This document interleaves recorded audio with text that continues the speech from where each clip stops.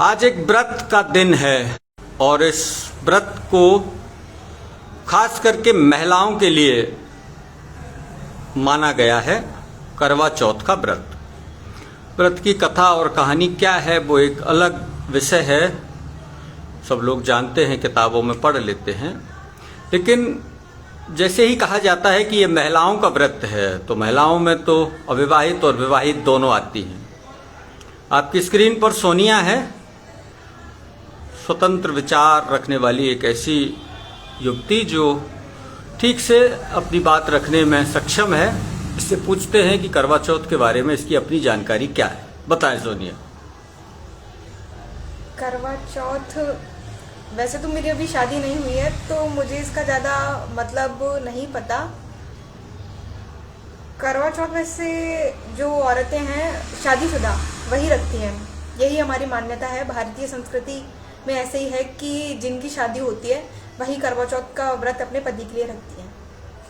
दीर्घ आयु के लिए ऐसा कहते हैं कि दीर्घ आयु, उनकी लंबी आयु की कामना करने के लिए ये व्रत रखा जाता है। तो विवाहित महिलाएं ही क्यों रखती हैं? विवाहित मतलब सबके लिए क्यों नहीं है? जैसे कहे नहीं महिलाओं का व्रत, तो ये सबके लिए क्यों नहीं है?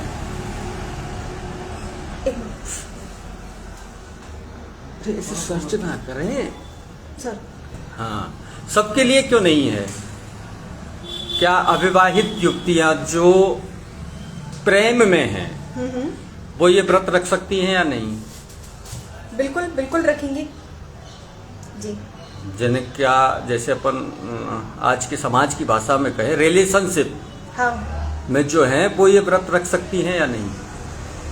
ये सर अपने ऊपर है। जो लड़कियां रिलेशनशिप में हैं वो रखेंगी, बिल्कुल रखती हैं। और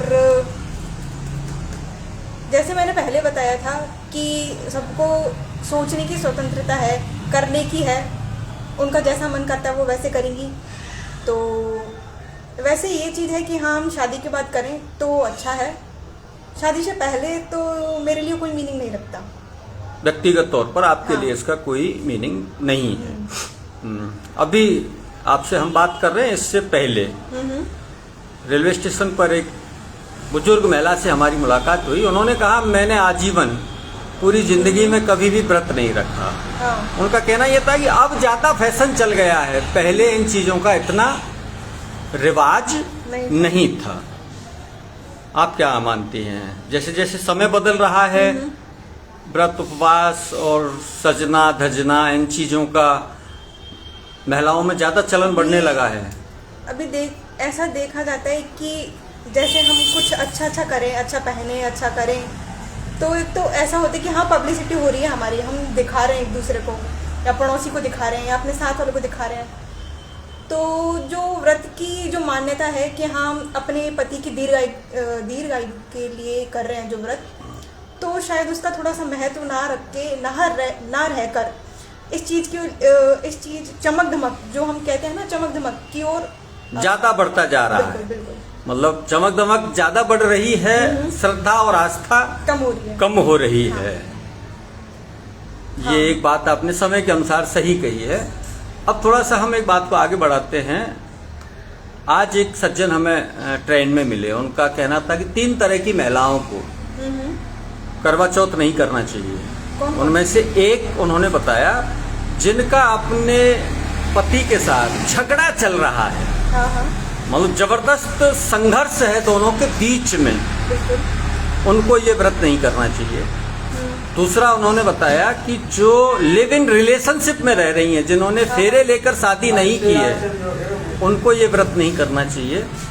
और तीसरा उन्होंने बताया कि ऐसी महिलाएं जो शादी के बाद भी विवाहेतर संबंध रखती हैं, अवैध संबंध रखती हैं, उनको ये व्रत नहीं करना चाहिए। सोनिया का क्या सोचना है सबको लेकर के? जैसे आप बता रहे हैं 3 कैटेगरी के, आपने लेडीज का नाम लिया। मैंने नहीं लिया, मुझको एक सज्जन ने जानकारी दी। हाँ, उन्होंने आपको जानकारी दी, तो उन्होंने मतलब उनके ना नेगेटिव व्यू को रखा। नेगेटिव व्यू का जैसे आपने पहले बताया कि जिनका झगड़ा चल रहा है अपने पति से, उनको नहीं रखना चाहिए। या उसके पीछे उनका लॉजिक था, उनका एक लॉजिक था कि जब जिसकी लंबी आयु की कामना आप कर रहे हैं और उसके साथ आपके रिश्ते ही नहीं है, ठीक नहीं है, अच्छे नहीं है, तो फिर कैसे लंबे आयु की कामना करेंगे? ये सर उन्होंने अपने अपने दृष्टिकोण हाँ, से कहा। हाँ, हाँ। उन्होंने अपने दृष्टिकोण से कहा। अगर उन लेडीज को लगता है जो उन आदमी ने बताया कि ये 3 औरतें हैं, इनको नहीं रखना चाहिए, क्या पता वो अपने मन से करती हो तो वो बिल्कुल रख सकती है। हम उनको नहीं बोल सकते कि आप रखें चाहे ना रखें। झगड़ा चल रहा है, कोई बात नहीं, पर झगड़े का मतलब ये नहीं है कि हम उनके लिए अच्छे सोच ना सकें या कुछ अच्छा ना कर सकें। चलिए, दूसरा लिव इन रिलेशनशिप। उनका कहना था कि जब तक आपने 7 फेरे नहीं लिए किसी के साथ, शादी नहीं हुई है, तो आपको ये व्रत नहीं रखना चाहिए। ये सर जैसे अभी किसी को ना ये महत्व जानने की मतलब एक शय रहती है कि हाँ करवा चौथ लंबी आयु के लिए रहता है, पति की लंबी आयु के लिए रहता है, तो लड़कियां सोचती होंगी कि हाँ बिल्कुल लंबी आयु बढ़ती होगी, तो इसलिए वो भी करती होंगी, श्रद्धा से करती होंगी। और आपने तीसरी जो औरत के बारे में जो बताया कि शादी के बाद भी किसी और के साथ अवैध संबंध है, तो हम किसी के लिए धार्मिक पक्ष में हम उसके जो है उसकी स्वतंत्रता उसको भंग नहीं कर सकते। उनका जो मन है वो बिल्कुल करेंगे। उनको व्रत रखना है तो वो बिल्कुल व्रत रखेंगी। उसमें हम उनको ये नहीं कह सकते कि आपके साथ दूसरा संबंध चल रहा है तो आप उसके लिए व्रत रखें चाहे ना रखें, या हम ऐसे नहीं कह सकते कि आप लिविंग रिलेशनशिप में रह रहे हैं तो आप उनके लिए व्रत रखो ना रखो, ये अपने ऊपर है, व्यक्तिगत मान्यताओं के ऊपर है। सोनिया ने कभी व्रत रखा या नहीं? नहीं जी सर, मैंने नहीं रखा। मैं नहीं मानती, मैं यही मानती हूँ जब मेरी शादी होगी तभी मैं व्रत रखूँगी, उससे पहले नहीं। मेरा बिल्कुल ऐसा वो नहीं है कि हाँ मैं व्रत रखूँ, क्योंकि मेरी मान्यता ये है कि जो हमको हमारी जो संस्कृति में है वो चीज़ सुहागन स्त्री के लिए ही है। अगर हमारी शादी नहीं हुई है, अगर उनके सामने हमने फेरे नहीं लिए हैं, तो हमको भी अधिकार नहीं है, मतलब मुझे अधिकार नहीं है कि मैं किसी के लिए व्रत रखूँ। साथियों, ये थी सोनिया। इसने बहुत खुले मन से अपनी बात कही। आप इसके विचारों से सहमत और असहमत दोनों हो सकते हैं, लेकिन इसके विचार प्रकट करने की जो आज़ादी है उसकी रक्षा करना आपका, मेरा, सबका अधिकार है। बोलते रहिए, बतियाते रहिए और अपने मन के विचारों को समाज के सामने रखते रहिए। सोनिया, बहुत कम समय में, बहुत कम शब्दों में आपने अपनी बात कही। बहुत बहुत धन्यवाद। Thank you.